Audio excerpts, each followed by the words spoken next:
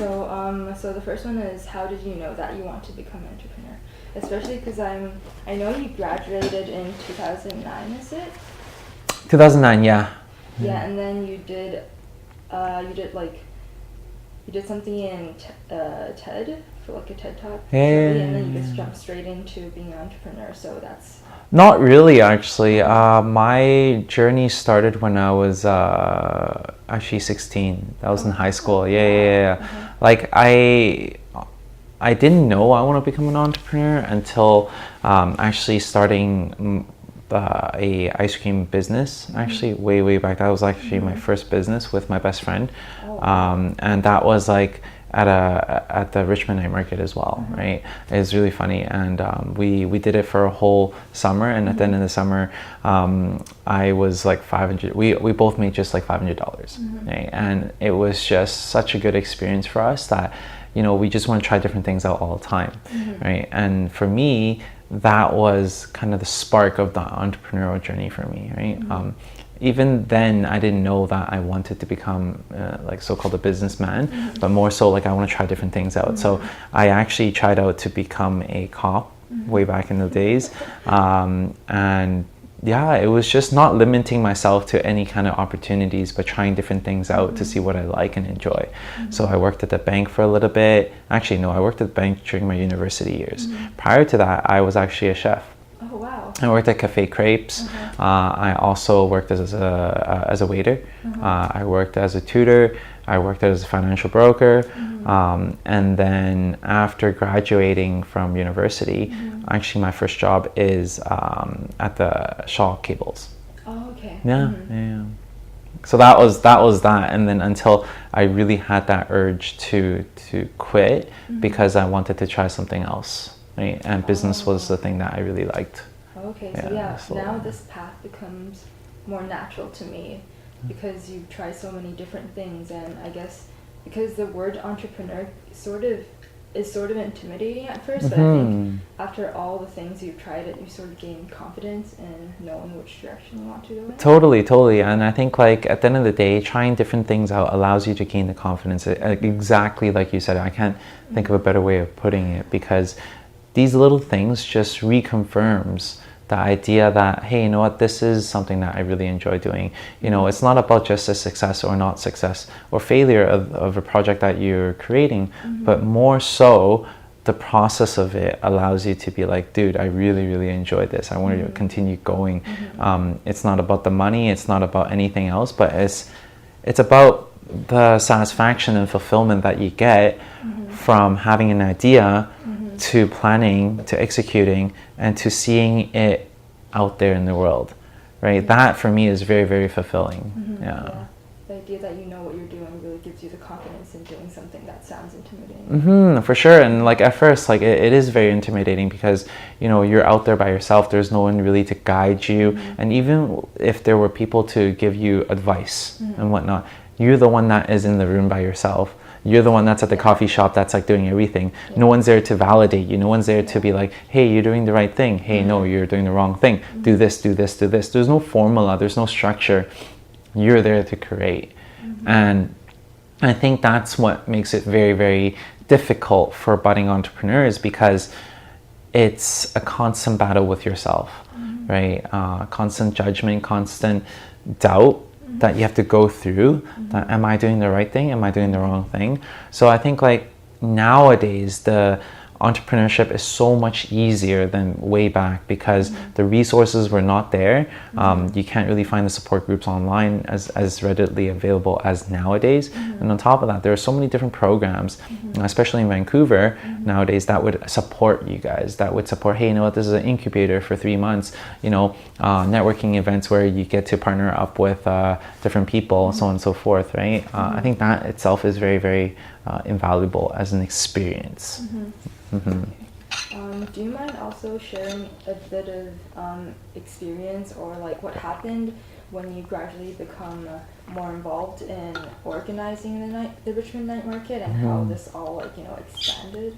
Well, I think Night Market's experience itself is,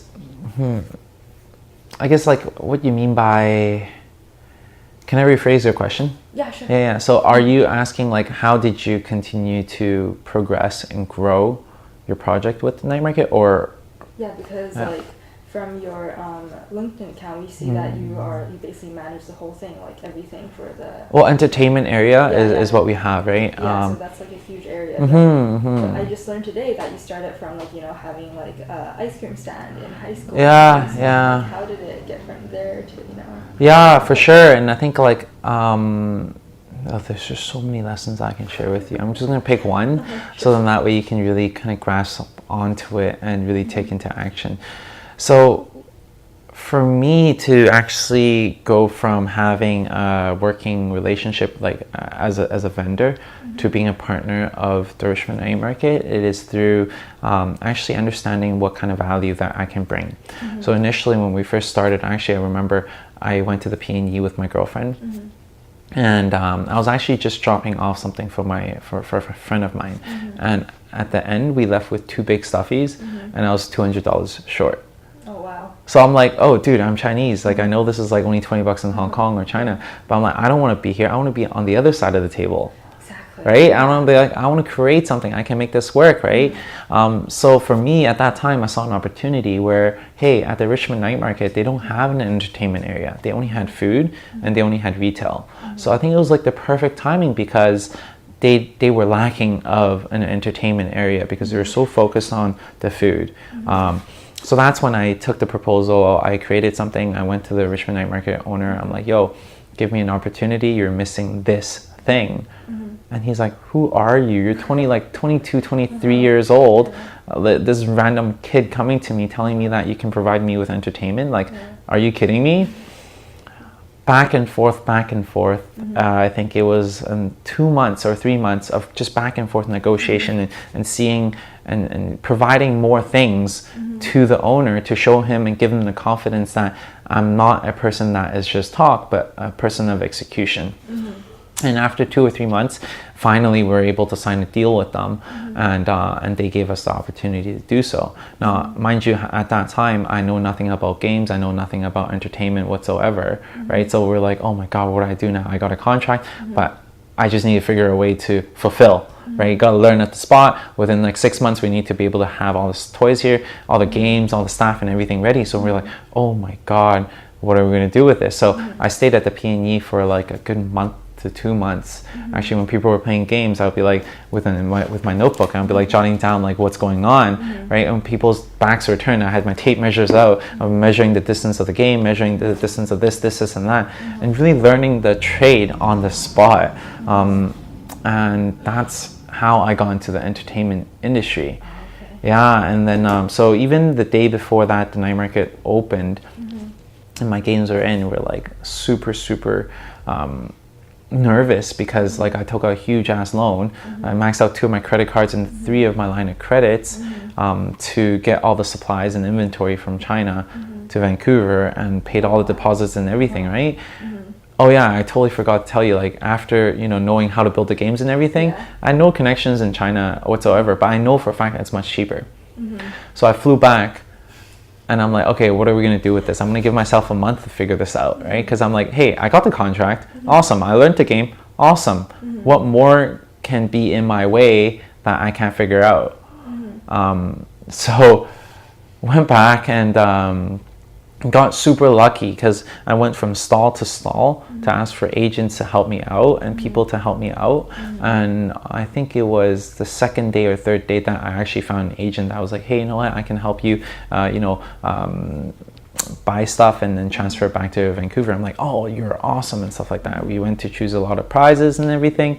And right after the fact that we chose everything, we're like, okay, now, you know, pay up, let's ship everything back. I'm like, oh, damn it, I don't have enough money.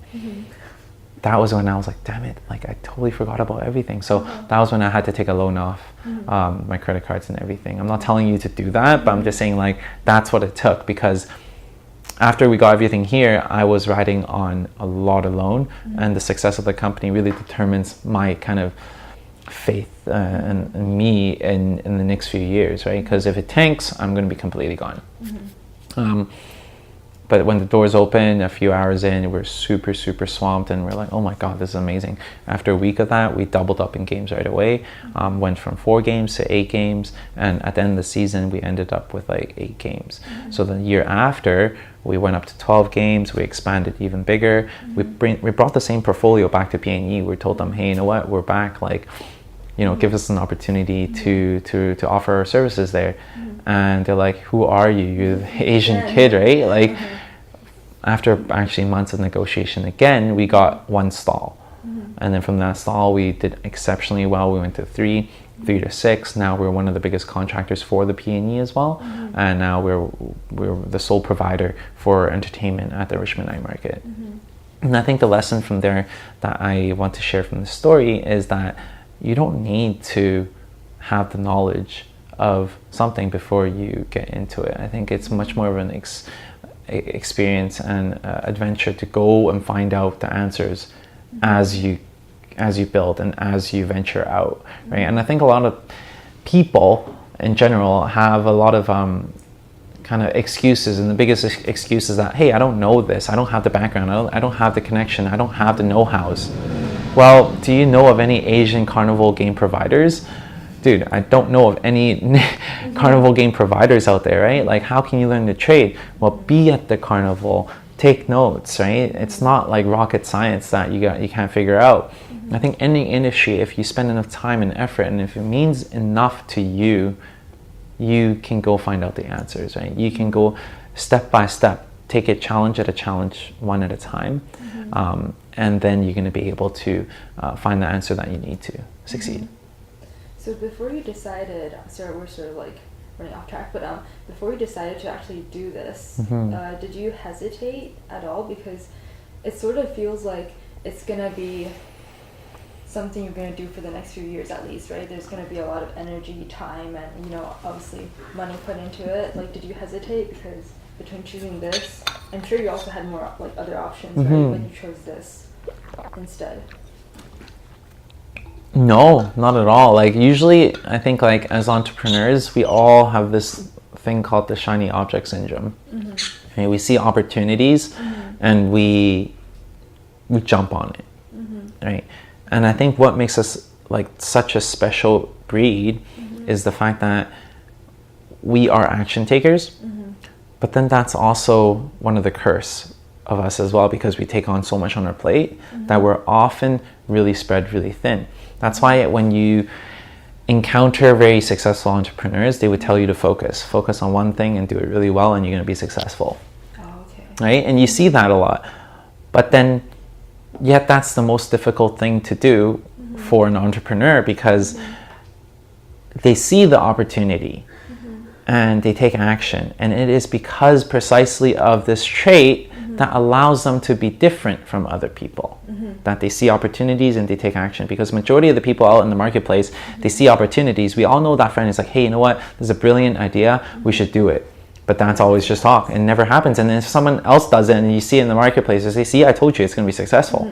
We all know that person, right? But that's the majority of the people out there.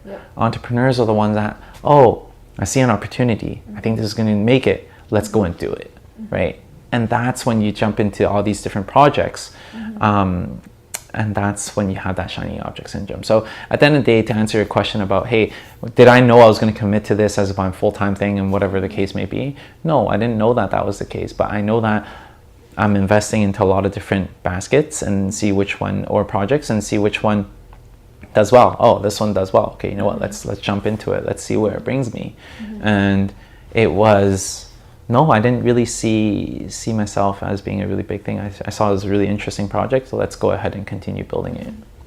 It gives me the feeling that even during the process, when you had, I guess, difficult decisions or difficult choices to make, you just didn't hesitate because you already started and you just know you're going to go all the way through with this. I think something, yes. Something to clarify is that doubt was always there. Obviously, like, I'm making it look so much nicer than it really is, the whole process, right? Like, I still remember for the first 3 years, it was one of the most difficult times. Like, I would be working like 16-hour days, building stuff myself, doing customs myself, doing the designs myself, not knowing anything. Honestly, if you go to the site and check it out, you're like, oh, okay, there are the designs, there's the game, there are the supplies of everything, there's the people. So logistically speaking, HR speaking, marketing wise, operation wise, dealing with the inventory, sourcing, like everything is you to begin with. So I mean, it's a lie to tell you that there is no doubt, right? Because it's not that there's no doubt, it's more so like eyes on prize, and you're like, oh my god, this is what I see. I want to continue building it until I get there. Now what are the problems in place? Now let's tackle them one by one, right? That's the key to being able to work on a big project, right? If you look at the project as a whole and you get overwhelmed by all these crazy obstacles, then yes, of course you're going to be like, yo, I'm never going to get there. But then if you look at the project as a whole and you reverse engineering back and you take it bite size at a time, right? Different milestones. Oh, you know what? I need to take care of all the inventory. Let's figure out what to buy first. Okay, you know what? Now that means that I need to figure out how to deal with customs. Okay, you know what? Let's learn how to deal with customs. Let's figure out how to do the packing list. What is the bill of landing?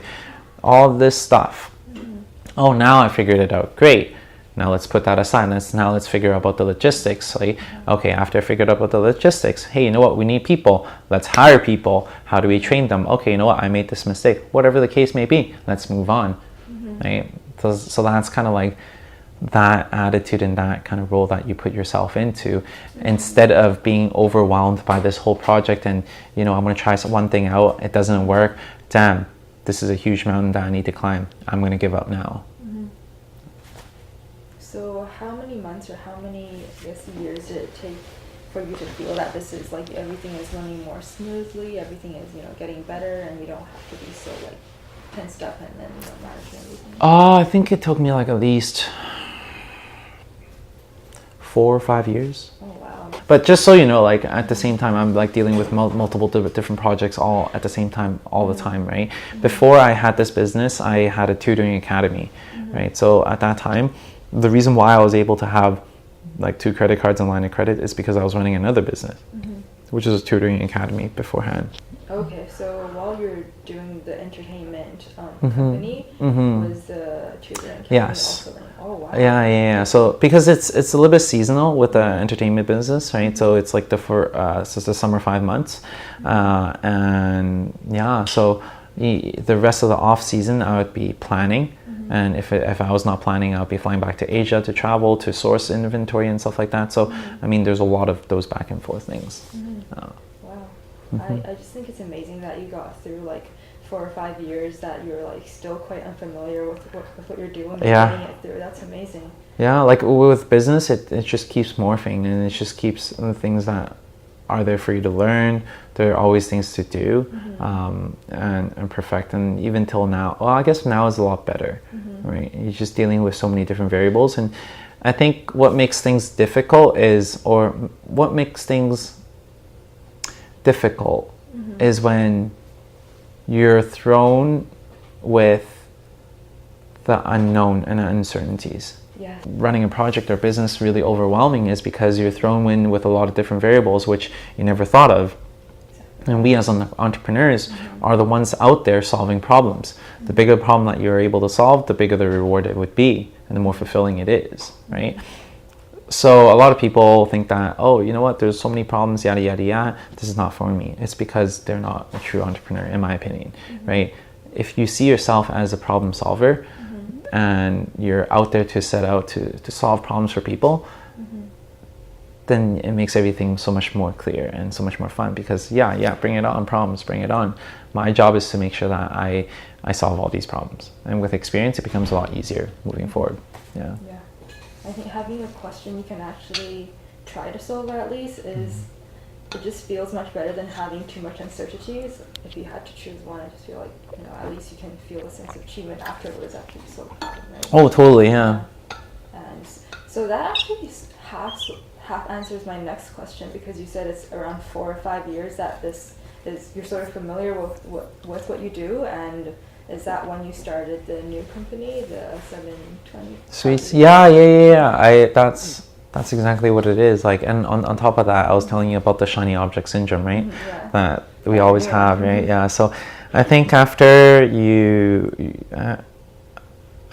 feel a little bit more comfortable that you're not dying, that you're not losing grip, you know, like I think as like for me at the very least, there's this feeling of being out of control, almost out of control, that things are losing grip.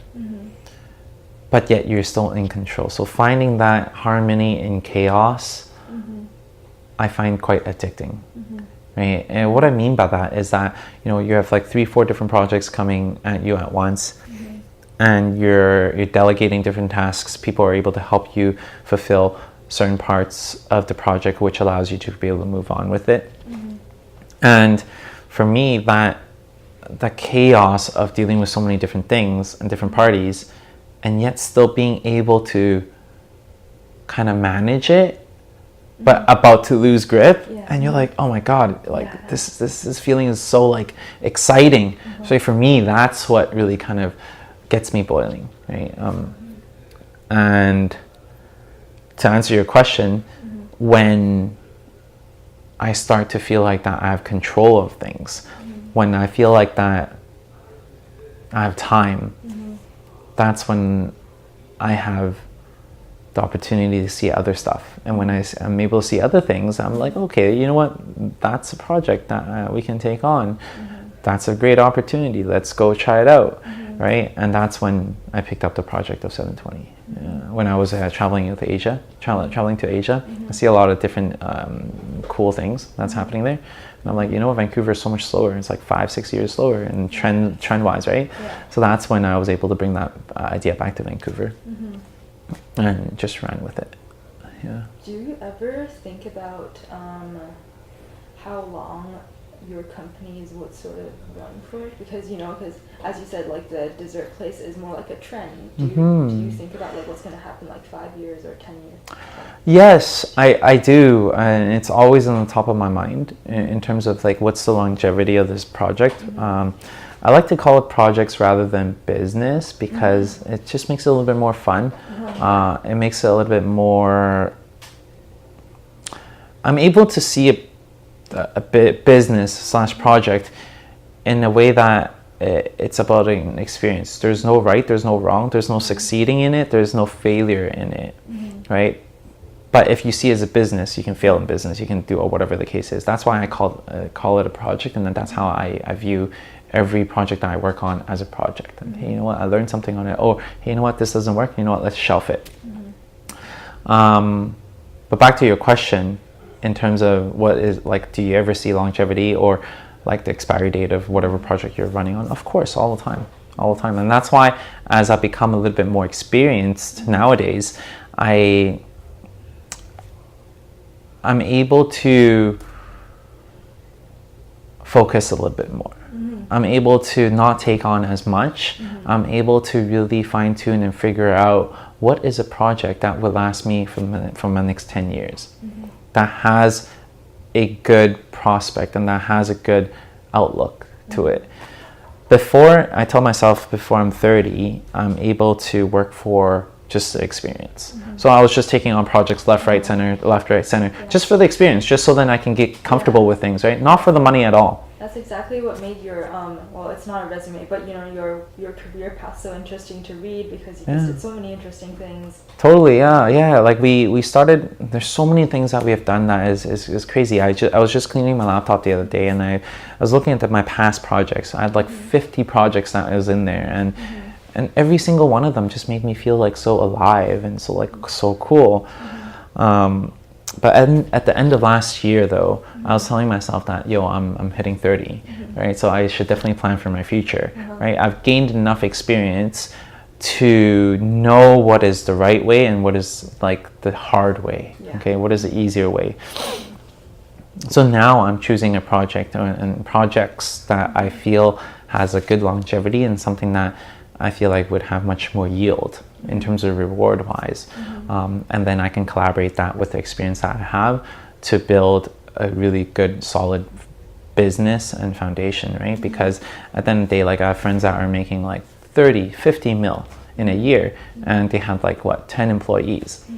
for us, we have we have over 100 employees every season, and yet the reward we bring back is nowhere close to that number. I'm like, dude, well, Wilson, what are you doing, right? Like, there's so many easier ways of doing things. On top of that, like, the longevity of that is much, much higher. Why are you not in there? So it took me a lot of soul searching, a lot of like really asking myself, what do I want to do? What are my goals? To be able to fine tune, hey, you know what, moving forward, what is it that I'm looking for? Once again, like, long story short, back to your question about longevity, about business and projects. Yes, every project that I work on, I kind of have an idea of how long I want to start it. I want to have that project for. But like, the beginning stages, no, because I see an opportunity, you jump into it, and that's it. You don't think of how long this business is going to last for. You just see that, oh my God, this is a great opportunity. That's it. Right? And because of the fact that you don't know and you're inexperienced, that's why you jump into it. Because if you know better, you would not be in it. Exactly. Yeah. Yeah. That makes sense. That makes a lot of sense. Okay, so are there any other areas that you've been interested in? That you're, as you said, 30, and you're thinking about, a more, I'd say a more stable. What do you say? I wouldn't say anything of mine is stable. Yes, that's kind of sad. Like, that's the nature of being an entrepreneur, is that stable is not the word to ever use. Because like, none of my days are ever the same. And no, none of my days are ever the same. And I think moving forward, like, being able to plan for the year is a luxury that I want to start having. I've had that in my career for like probably 1 year, that I was able to plan stuff for the whole year. And what I mean by that is, I have a project that I want to start. Actually, it was an event. It's Vancouver's biggest, or actually North America's biggest winter event and festival. It's called Vancouver Winter Wonderland. So we started that event, and we had one of the highest attendance in the history of PNE. And we're like, oh, that's crazy. Like, but then for us to plan that event, it took us 9 months. Wow. Right. So I mean, we had days packed with performances every single day. We had over 200 vendors. So my year was already all set when I was dealing with that project, and it gave me a taste of doing a big thing, a big project that, oh shit, like, your whole year needs to be planned out, right? Which gives me a really good feeling to it. But now, like, without that project, my year is probably like half a year planned out, and that's it, right? Okay. Half a year-ish, because of this business, 720, different opportunity comes with that, different initiation, and so on and so forth, right? So moving forward, to answer your question, I do want to be able to have the opportunity to plan out my year, right? Go to this event, launch this, launch that, so on and so forth. But you are looking for something that has a longer longevity, so it's probably I guess an area that would be e-commerce. E-commerce is what I'm looking at right now. Yeah, that's what we're building a brand for. Like, I mean, my specialty is, and my strength is to be able to see 5 years out, right? Like, to be able to see a vision out there, and to be able to translate that vision to my team, and to be able to execute a vision that is just out there in the open, and sell people on the idea that this is how it works, right? And work backwards, right? And I truly believe that e-commerce is the way to go. And along with being a visionary, one of my key strengths is also marketing, right, and branding. Like, I love branding, right? I love being able to, once again, it's like, oh, this looks nice. I think this is receptive. I think this is going to be, this is going to do really well, and yada, yada, yada. And, the attention to detail when it comes to design is something that I really, really enjoy. And I think people are quite receptive with that, as shown in the 720 Sweets brand, right? Like, the millennials, they love the brand, they love the design, they love this, and so on and so forth, right? So, combining my strength and knowing the fact that e-commerce is the way to go, we're creating a brand that we can actually be able to sell stuff online, right? And be really in that field in the next 10 years. So, since you're also pretty new in e-commerce, if you get to ask someone who is more experienced, what kind of questions would you like to ask him or her? actually, to answer your question, I feel like a lot of people, they're the information hoarders, right? They're like, damn it, like I need this, I need this, I need to know more about this, I need to know more about this. And I truly think that it is because of the lack of confidence to go and execute. That's number one. And second of all, it is the lack of determination to take action and consistent action to work towards your dreams. With the internet nowadays, any question that you don't know, you can kind of find answers to. A lot of people, successful people, are willing to share a lot nowadays, and there's only so much they can share. It's all about the principles and theories. They didn't even tell you about, like, hey, this is like the principle, this is how you're supposed to think. Now, every business is very different, so at the end of the day, I can't do your business for you. I can give you the principle of how I operate, and if you understand that framework, use that same framework to tackle your problem, then that's going to be able to help you out, hopefully, right? So a lot of people think that the answer is hidden there, out there somewhere. But that's not the reality. The reality is the answer is for you to explore and for you to find out. And initially, if you don't know too much about an industry, yes, go out there and find the answers. But once you have enough answers, it's up to you to execute, up to you to approach your own problems, and up to you to find out your own answers, right? But then yet, people who lack the confidence thinks that, oh, I don't have enough for me to take action, or that, oh my God, this is too tough of work, or this takes too long for me to be able to find any results. Therefore, I'm not going to take any actions, right?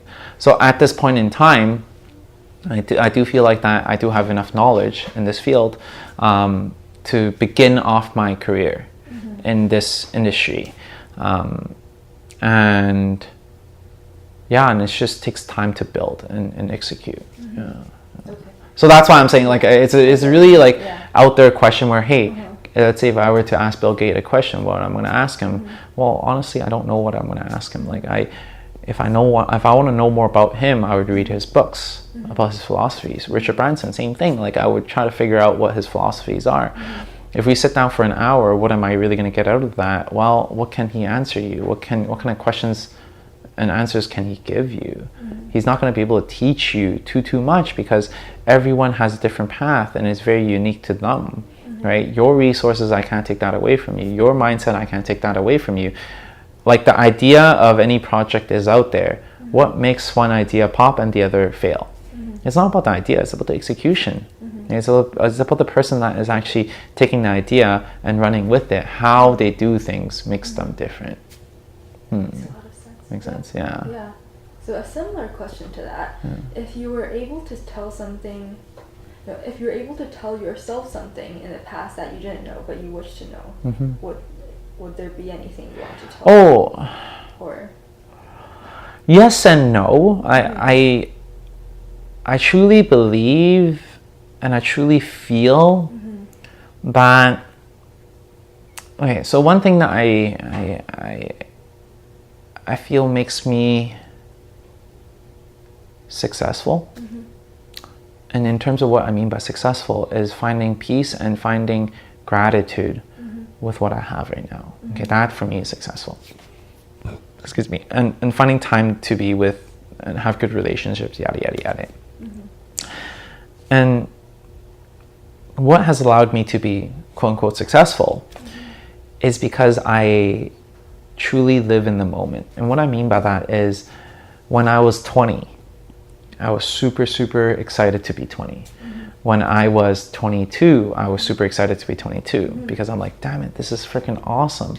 But then yet you would always have friends that are like, hey, I wish I was 30. I wish I was this. Or I wish I was back in the day when we were in high school, we were chilling, we were having so much fun.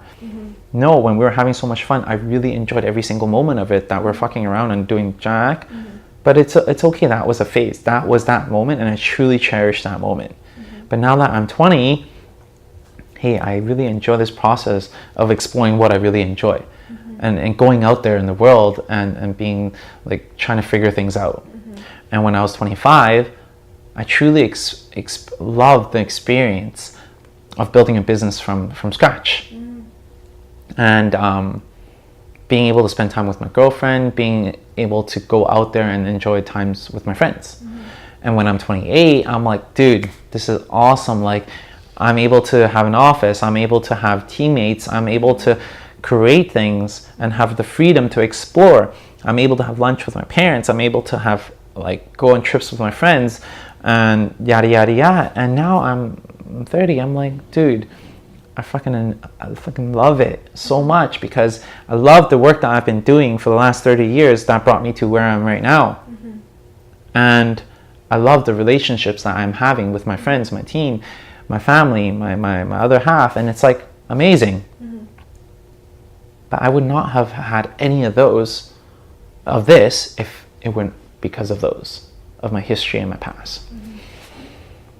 And I think that a lot of people, and I'm truly grateful of that every single day. I'm like, thank you for allowing me to have this, all of this.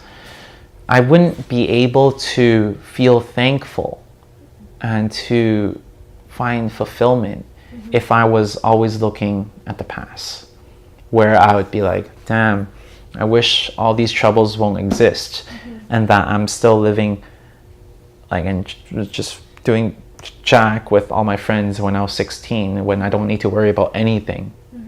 Or I'll be like, oh, I wish I'm super successful driving a Lamborghini, and that, you know, I'd be flying everywhere in the world and not having to worry about anything. That's when I'm 40. You're living in the future, you're living in the past, but never have you really taken the time to live in the present. Right? So to answer your question, I'm sorry, like, usually a lot of times, like, when you ask me a question, it brings me to somewhere else. But it totally makes sense. It makes sense, right? It wraps back together. Yeah. So to answer your question about if I were to have the opportunity to tell something to myself when I was younger, or if I were to do anything differently, no, I wouldn't have done anything differently. If I had done something differently, I wouldn't be the man that I am today. Right? If I were to, like, knowing what I know now, yes, of course, things would change and everything, but I wouldn't be the way I am.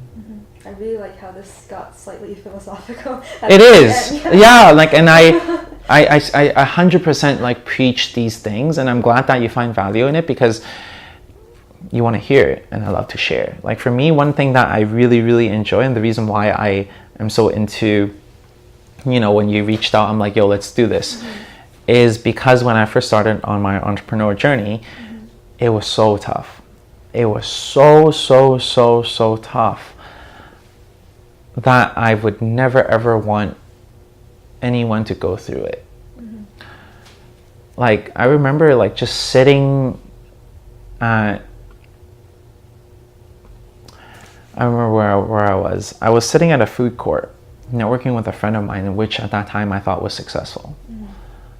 And after that chat that we had, he was just like, hey, Wilson, you know, you just got to do you. Nothing concrete came out of that. And I'm just like, super sad. Because I felt like that I try so hard to network. Try so hard to reach out for answers. Yet no one can give me answers of how do I make my tutoring company successful. And at that time, I'm just like, this sucks a lot. Like, how can I find my way to succeed in business when no one's there to give me an answer? No one's going to tell me what's right, what's wrong.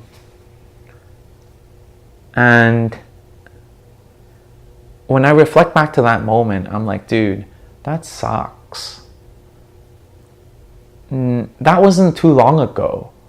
Like, it was over a decade ago. But, like, in my mind, it wasn't that long ago. And I have the opportunity to give back to people and to give back to you where you may be at the same stage. And if only I'm able to make a small impact in your world, that would make a huge shift in your career, then that would mean a lot to me.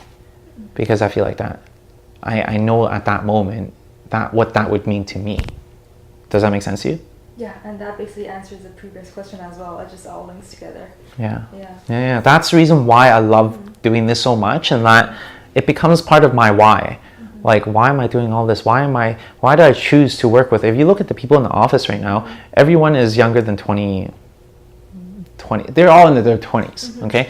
And the reason why I love that so much and that I truly preach internship is because of the fact that I feel like I can give back to them. I can make an impact. Why not? Yeah. Yeah, it was really nice talking to you, because when I want to ask you questions, it's not actually specific questions on how to make money or how to start a specific company that I want to ask you. It's more like, while I'm asking you questions, I want to know what kind of personality you have and how it developed and what kind of person you are as an entrepreneur and just a general. Actually, I don't even know what I expect from you, but I just sort of want to understand how everything just went. I don't know how to describe it, but no, I totally. I know exactly where you're going with this, and it's like people are like, well, what are you trying to get out of this, right? Like, but it's not any of those things. It's you're just trying to find your way, right? And it's rare that you're reaching out. It's rare to find people that are willing to reach out, just so then that they can have a couple of coffees, just so then they have that thirst of knowledge, the thirst of trying to figure this out, you know. And if I can make a difference, great. If not, then whatever the case is. Like, I mentor a lot of kids here, and it sucks because they're all at a stage where they don't value these things. They don't understand the value of me sitting down with them for half an hour, really sharing with them like everything, right? I'm super transparent with you. You can see that, you can feel that. But then how often do you come across someone that is a little bit more experienced, willing to do that? Right? Like, and majority of the kids, they don't see the true value in something like that. But it's okay. Like, for me, I just need to do what I think is right, which is to sit them down, lecture them. They always think that, hey, Wilson, why are you always lecturing me? Like, what the fuck, right? Like, dude, I'm not here to like fucking go to church, yo. I'm here to work and learn from you and make some money. I'm like, no, that's not how it works here. But yeah, so that's that. Yeah, I think you just have like such a great personality in terms of like, I don't know, running a business, being an entrepreneur, because you actually try to solve, like, you just, I don't know, innately try to solve all the problems by yourself and trying to find a solution instead of always just trying to find, I don't know how to say it, just somewhere else. So it makes me see how you are an entrepreneur and how everything worked for you in the past. Now kind of everything makes sense. Yeah, exactly. Right, yeah. Just like Steve Jobs said, like, you can't really, see where you're going unless you've already been there and you can, connect the dots. Yeah. So it becomes more and more clear. And I think, like, as you, and at the end of the day, there's really no secret, like, shortcut, whatever the case is. It's not about the shortcut. It's more about the process of you going through something. And I think that's what it is. Yeah, thank you so much. Like, I can't really say, like, something exact that I gained from this, but it's just like a sense of how to, I guess, a sense of direction that I'm gaining from you. Like validation or confidence in your own belief. Like, at the end of the day, like, no, I don't know what you're thinking, and I don't know what kind of conclusion or like hypothesis that you may have. But I feel that from you, it's like you're looking for someone to kind of validate some of your thoughts. And if what I can share goes aligned with what your beliefs are, then that's great. That gives you the confidence and the energy to continue to strive to move forward, because you're like, okay, someone who has done that, been there, is saying this. This is something that I believe in too. Okay, you know what? Let's go ahead and continue on with it. Yeah, that's exactly what I was thinking. Okay, well, thank you so much. No, anytime. Okay.